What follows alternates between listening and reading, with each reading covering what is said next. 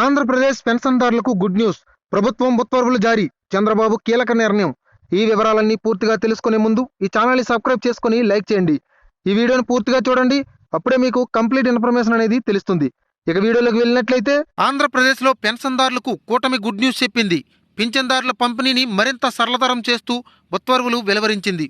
రాష్ట్రంలో gamma ward సచివాలయ ఉద్యోగుల ద్వారా ప్రతి నెల మొదటి 2-3 రోజుల్లోనే లబ్ధిదారుల ఇళ్ల వద్దనే పింఛన్ల పంపిణీ కార్యక్రమం జరుగుతుంది. అయితే గ్రామ వార్డు సచివాలయ ఉద్యోగులు పింఛన్ల పంపిణీ చేసే సమయంలో లబ్ధిదారులు గ్రామంలో లేకపోతే ఆ నగదును ప్రభుత్వానికి వెనక్కి పంపుతున్నారు. దీంతో లబ్ధిదారులు ఆ నెల పింఛన్ను నష్టపోవలసి వస్తుంది. ఈ కారణంగా వివిధ పనులపై దూర ప్రాంతాల్లో ఉన్న పింఛన్ల కోసం ప్రతి నెల 1వ తేదీ నాటికి వ్యయ ప్రయాసల కోర్చి స్వగ్రామానికి చేరుకుంటున్నారు. పింఛన్ తీసుకున్న తర్వాత మళ్ళీ పనులకు వెళుతున్నారు. దీంతో లబ్ధిదారుల బాధలను గుర్తించిన ప్రభుత్వం పింఛన్ పంపిణీ నిబంధనలను సరళతరం చేసింది. 2 నెలల పాటు వరుసగా పింఛన్ తీసుకోకపోయినా 3వ నెలలో ఆ మొత్తాన్ని ఒకేసారి చెల్లించాలని నిర్ణయించింది. ఈ మేరకు ప్రభుత్వం ఉత్తర్వులు జారీ చేసింది.